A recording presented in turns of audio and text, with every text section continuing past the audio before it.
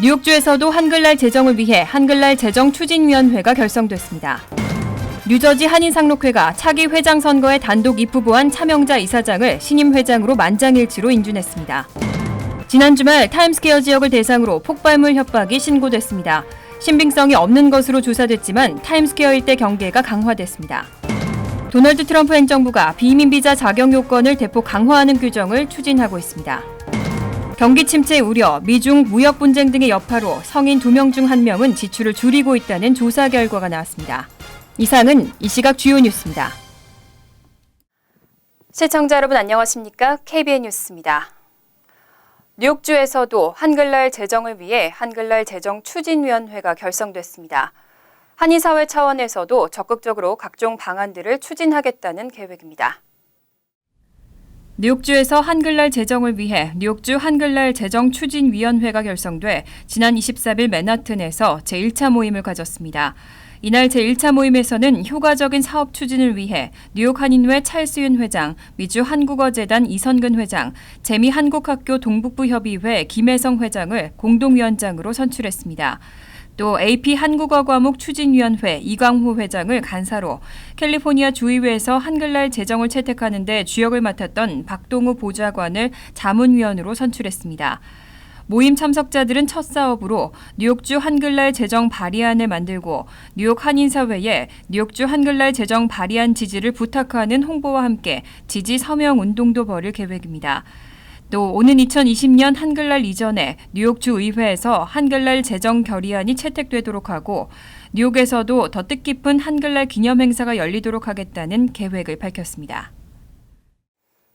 뉴저지 한인상록회가 정기 총회를 개최하고 차기 회장 선거에 단독 입후보한 차명자 이사장을 신임 회장으로 만장일치로 인준했습니다.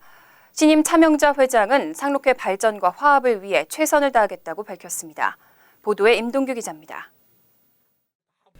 뉴저지 한인상록회는 오늘 상록회관에서 기자회견을 개최하고 지난 22일 정기총회에서 차명자 신임 회장 당선을 인준했다고 밝혔습니다.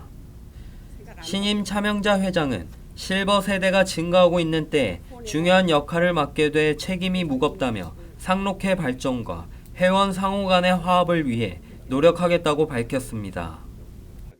한인 시니어들의 그 건강, 재정적, 그다음에 운영 관계, 재정비하고 행복한 여생을 누릴 수 있도록 최선을 해서 노력하겠습니다. 그리고 봉사하겠습니다. 그리고 회원들 간에 같이 화목하게 결성을 하겠습니다. 차 신임 회장은 상록회가 해마다 개최하는 효행상 시상식, 광복절 음악회, 경로잔치, 골프대회 등 주요 행사를 차질 없이 준비하겠다며 한인사회의 관심과 협조를 당부했습니다. 상록회는 회장 선거 과정에서 박재시 측이 선거 과정에 대한 이의를 제기한 것에 대해서는 근거 없는 주장이라고 일축하고 박재시 측의 뉴저지 한인상록회 명칭을 무단으로 사용하지 말라고 경고했습니다. 박재희는 상록회를 음해하는 일을 멈춰라. 뉴저지 한인상록회는 내년 1월 3일 팰리세이즈 팍 시루 연회장에서 신임 회장 취임식 및 후원의 밤 행사를 개최할 예정입니다. KBN 뉴스 임동규입니다. 지난 주말 한 소셜미디어에 타임스퀘어 지역을 대상으로 한 폭발물 협박이 게시됐습니다. 신고를 접수한 경찰이 긴급 대응에 나선 결과 신빙성이 없는 것으로 조사됐지만 타임스퀘어 일대 경계가 강화됐습니다. 24일 MBC 뉴스는 뉴욕시경의 발표를 인용해 한 소셜미디어에 2파운드의 폭발물을 가지고 타임스퀘어로 향하고 있다는 게시물이 올라왔다는 신고가 24일 아침 접수됐다고 보도했습니다. 한 여성이 소셜미디어 레딧에서 해당 협박 게시물을 보고 911에 신고했지만 이 글이 언제 게시됐는지는 불분명하고 현재 게시물은 삭제된 상태입니다. 앤드류 쿠오모 뉴욕 주지사는 이날 성명을 통해 타임스퀘어에 대한 폭탄 위협은 우리 사회에 공포를 주기 위한 비열한 행위라며 뉴욕 시민들은 이런 행동을 용납하지 않을 것이라고 밝혔습니다. 뉴욕시경 대변인은 조사 결과 이번 위협에 믿을 만한 징후는 없는 것으로 판단되지만 계속해서 감시할 것이라는 입장입니다. 실제로 맨하튼 미드타운 일대에는 경찰의 순찰이 눈에 띄게 늘었습니다. 타임스퀘어는 관광객과 방문객들로 항상 붐비지만 특히 지난 11월의 경우 하루 평균 36만 3천 명이 방문한 것으로 집계됐습니다. 락펠러 센터의 크리스마스 트리 점등식이 오는 12월 4일에 진행됩니다. 본격적인 연휴 시즌이 시작되면서 수많은 사람들이 몰릴 것으로 예상되는데요. 인근의 몇몇 주변 도로에서는 약 한 달 동안 일반 차량의 통행이 통제됩니다. 뉴욕시는 오는 29일부터 내년 1월 1일까지 할러데이 시즌을 맞아 맨하탄 49가에서 50가와 5번가에서 6번가 사이 도로 구간에서 일반 차량 통행을 금지합니다. 월요일부터 목요일은 오후 2시부터 자정까지 일반 차량의 통행이 금지되고 금요일은 오후 1시부터 자정까지, 토요일과 일요일은 오전 10시부터 자정까지입니다. 그동안 공휴일과 특정일에 이 지역 일부 구간에서 차량 통행을 제한한 적은 있었지만 이번처럼 차량 통행을 전면 금지하는 것은 처음입니다. 뉴욕시는 또 같은 기간 동안 오후 5시부터 자정까지 맨하탄 48가에서 52가 사이 5번가의 차량 노선을 줄이고 보행자 전용 도로로 사용할 계획이라고 밝혔습니다. 시정부는 보행자가 많이 몰릴 경우 48가에서 52가 6번가 동쪽 방면에서도 일반 차량의 출입을 막을 계획입니다. 이 기간 일반 차량들은 47가와 49가에서 50가 사이 5번가에서 회전이 금지되고 버스는 48가에서 52가까지 정차하지 않습니다. 도널드 트럼프 행정부가 비이민 비자 심화를 강화하기 위해 준비 중인 것으로 드러났습니다. 특히 취업비자 자격 요건이 대폭 강화되면서 합법 이민자 숫자도 크게 줄어들 것으로 예상되고 있습니다. 경제전문지 포브스는 지난 21일 국토안보부가 취업비자와 주재원 비자 부문 전문 직종의 정의를 강화하고 고용주와 고용인의 관계를 더 엄격히 규정한 규정 변경안의 초안을 준비 중이라고 밝혔습니다. 변경안은 또 임금 책정 수준을 강화하는 등의 내용도 포함할 것으로 전망되고 다음 달쯤 백악관 예산관리국에 공식 제출될 예정입니다.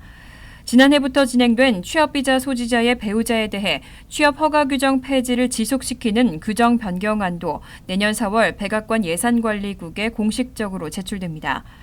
그 밖에 유학생과 졸업 후 현장 실습 학생에 대한 규제도 강화될 것으로 보입니다. 국토안보부는 이민세관 단속국이 학생과 직업연수비자에 대한 현재 규정과 OPT 규정을 일부 수정하고 유학생 담당자를 조사해 학생 및 교환 방문자 정보 시스템 정보를 취득할 수 있도록 하는 방안도 제출할 계획입니다. 이에 앞서 2월에는 학생들의 최대 체류 기간도 조정할 계획이라고 밝혔습니다. 뉴욕주 검찰의 행정 지침에도 불구하고 연방 이민세관 단속국은 법원과 법원 주위에서 이민자들을 체포해 왔는데요. 이 이민단속 위헌 여부에 대해 곧 연방 법원의 판결이 내려질 것으로 전망되고 있습니다. NBC 뉴스는 22일 제드 레고프 연방법원 판사가 올해 안으로 뉴욕주 법원 내 연방 이민세관 단속국 요원들의 이민단속 타당성에 대해 판결하겠다는 계획을 공개했다고 보도했습니다. 앞서 뉴욕주 검찰은 연방 이민세관 단속국이 뉴욕주 법원이나 법원 주변에서 이민자들을 체포하는 행위를 금지시켜달라는 내용의 소송을 연방 법원에 제기한 바 있습니다. 이에 대해 연방정부는 연방 이민세관 단속국의 이민자 법원 체포 정책은 연방 법원에 의해 검토될 수 없다고 주장한 바 있습니다. 이와 관련해 레고프 판사는 연방정부의 이런 주장은 비정상적인 것이라고 지적했습니다. 이번 발언은 뉴욕주 검찰의 소송에 대한 첫 신문 과정에서 나왔습니다. 레티샤 제임스 뉴욕주 검찰총장은 도널드 트럼프 행정부의 법원 내 민간인 체포 지시는 위헌이라며 사법당국의 수사를 돕기 위해 주 법원에 출두하는 이민자 신분의 범죄 목격자는 물론 피해자들을 체포하고 있는 이런 행위는 당장 중단돼야 한다고 촉구했습니다. 경기 침체 우려, 또 미국과 중국 간의 무역 분쟁 등의 여파로 미국인 2명 중 1명은 지출을 줄이고 있다는 조사 결과가 나왔습니다.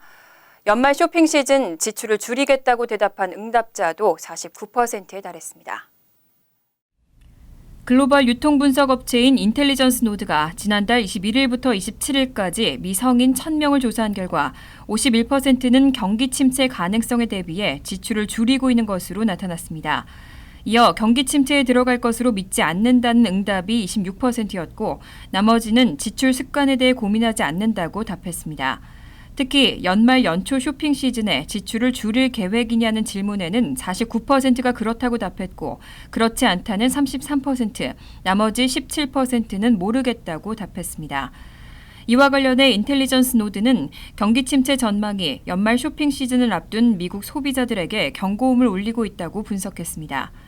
한편 경기 침체 시 지출을 줄일 가능성이 높은 품목으로는 의류나 신발, 액세서리가 40%로 가장 많이 꼽혔고 휴대전화나 노트북, 태블릿이 35%, 주택 장식품 35%, 장난감과 게임기 21% 등의 순이었습니다. 인텔리전스 노드는 또 미중 무역전쟁 이후 중국산 수입품에 대한 고율 관세 부과도 소비 심리를 위축시킨 것으로 분석했습니다. 평소 쇼핑 품목에서 가격 변화를 인지했다는 응답자는 35%에 달했고 이미 소비 습관이 바뀌었다는 응답자도 31%로 집계됐습니다. 최근 뉴욕에서 전자담배로 인한 두 번째 사망자가 발생했죠. 전국적으로는 전자담배로 인한 사망자가 50명에 달했습니다. 앞으로 뉴욕시에서 가양 전자담배는 완전히 퇴출될 것으로 보입니다. 뉴욕시 의회가 21일 가양 전자담배를 금지하는 데 원칙적으로 합의했습니다. 22일 뉴욕타임즈는 이날 시의회가 맨솔량을 포함한 모든 가양 전자담배를 금지하는 조례안을 통과시키기로 합의했다고 보도했습니다. 조례안에는 51명의 시의원 중 30명 이상이 공동 발의자로 서명했고 25일 시의회 보건위원회 의결을 거쳐 26일 본회의 표결로 가결될 전망입니다. 현재 전국적으로 이와 유사한 가양 전자담배 금지안이 합의되거나 검토되고 있는 상황입니다. 샌프란시스코에서는 2018년 6월 가양 전자담배를 금지하는 주민투표가 통과된 바 있고 매사추세츠 주의회는 20일 가양 전자담배 금지 법안을 통과시켰습니다. 앞서 18일과 19일 캘리포니아주와 뉴욕주 검찰은 최대 전자담배 제조사 주를 상대로 소송을 제기한 바 있습니다. 한편 연방질병통제예방센터에 따르면 전자담배 관련 폐질환자는 2,290명으로 늘어났고 47명이 사망한 것으로 집계됐습니다. 질환은 알래스카를 제외한 49개 주에서 보고됐고 사망은 25개 주에서 발생했습니다. 현대차 소나타와 팰리세이드, 기아차 텔룰레이드가 2020년 북미 올해의 차 최종 후보에 올랐습니다. 현대와 기아차 세 차종이 한꺼번에 후보에 오른 건 처음입니다. 북미 올해의 차 선정위원회가 승용차 부문의 소나타를, 스포츠 유틸리티 차 부문의 팰리세이드와 텔룰라이드를 각각 최종 후보 리스트에 올렸습니다. 승용차 부문에는 소나타와 함께 쉐보레 콜벳 스팅레이, 도요타 수프라가 후보 명단에 올랐고 SUV 부문에는 팰리세이드, 텔룰라이드와 함께 링컨 애비에이터가 올랐습니다. 트럭 부문은 또 포드 레인저와 지프 글래디에이터, 램 헤비듀티 등이 경쟁합니다. 북미 올해의 차 최종 후보 리스트에 현대와 기아차 세 차종이 한꺼번에 오른 것은 이번이 처음입니다. 지금까지 현대 기아차 차량 중 북미 올해의 차로 뽑힌 모델은 2009년 제네시스, 2012년 아반떼, 2019년 제네시스 G70와 코나 등 총 4대가 선정된 바 있습니다. 북미 올해의 차 시장은 지난 1994년 시작돼 매년 그해 출시된 차 가운데 최고를 뽑는 행사로 미국과 캐나다의 자동차 전문 기자단 투표로 선정합니다. 올해 최종 수상 차종은 내년 1월 디트로이트 모터쇼에서 발표됩니다.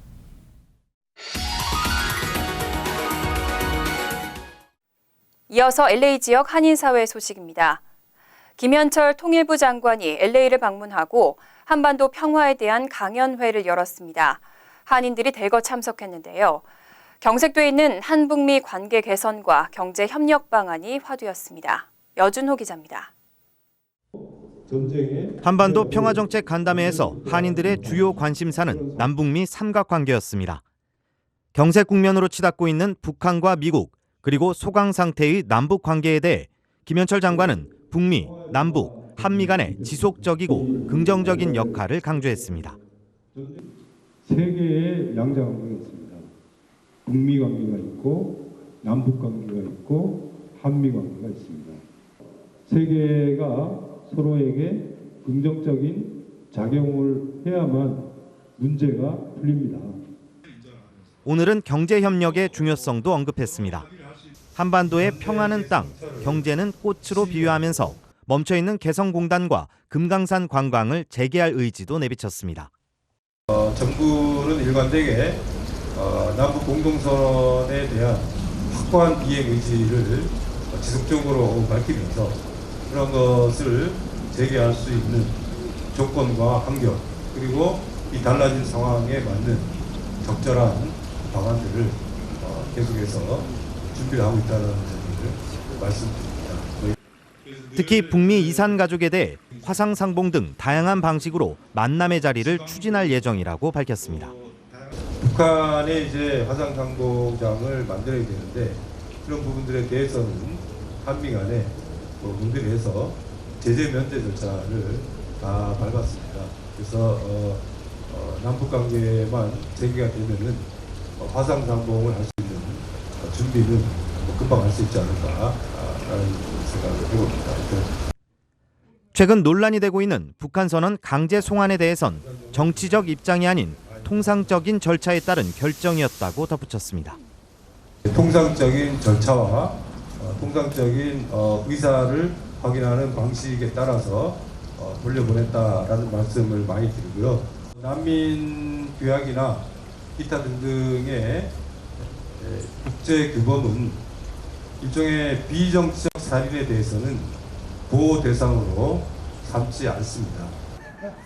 한편 어젯밤 일부 한인과 탈북단체 관계자들은 김현철 장관의 강연장 주변에서 한국 정부의 북한 선언 강제 송환을 규탄하는 시위를 벌이기도 했습니다. MBC 뉴스 여준호입니다. 지난 14일 소거스 고등학교에서 총격 사건이 벌어진 이후 LA 인근 학교에 총격 위협이 잇따르고 있습니다. LA 남부 한 중학교에서는 13세 소년이 총기 난사를 기도한 혐의로 체포됐습니다.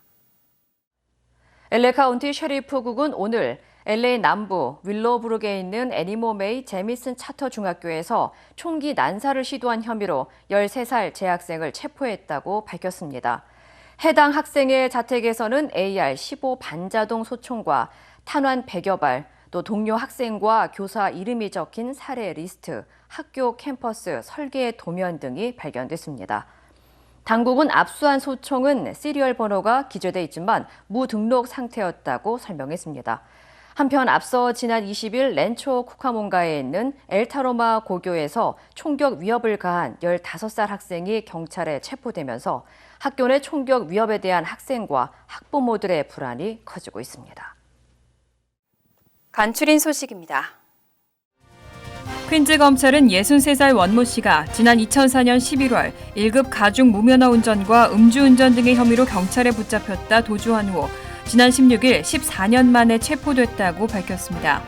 당시 원 씨는 교통위반 티켓에 벌금을 내지 않아 8차례나 운전면허가 취소 또는 정지된 상태였고 2004년 12월 9일 15,000달러의 보석금을 내고 풀려났지만 법정 출두 날짜에 나타나지 않아 그동안 공개 수배를 받아왔습니다.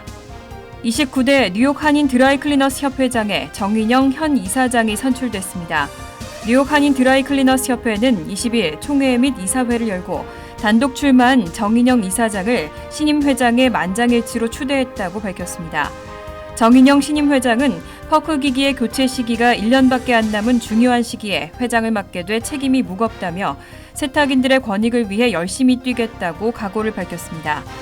취임식은 다음 달 22일 대동연회장에서 열리고 임기는 2년입니다. 나소 카운티 정부가 추수감사절 연휴 음주운전 방지를 위해 우버에 $10 할인 코드를 제공합니다. 로라 커렌 나소 카운티장은 지난해 추수감사절 연휴 기간 나소 카운티에서 34명이 음주운전으로 체포됐다며 추수감사절 전날 저녁 사용 가능한 우버 할인 코드를 발표하고 이용할 것을 당부했습니다. 오는 27일 오후 9시부터 28일 오전 3시까지 우버를 이용할 경우 할인 코드 SAFE-NY19를 입력하면 $10를 할인받을 수 있습니다. 할인 코드는 뉴욕주 전역에서 사용할 수 있습니다. 영국 옥스퍼드 사전이 2019년 올해의 단어로 클라이밋 이머전시, 기후 비상사태를 선정했습니다. 기후 비상사태는 기후변화를 줄이고 이로 인해 잠재적으로 되돌릴 수 없는 환경 피해를 피하기 위해 시급한 대응이 필요한 상황으로 정의됐습니다. 옥스퍼드 사전 측은 기후 비상사태가 2019년 가장 중요하게 토론된 용어 중 하나라며 검색이 올해 100배가량 늘어났다고 밝혔습니다. 환율과 증권 소식입니다.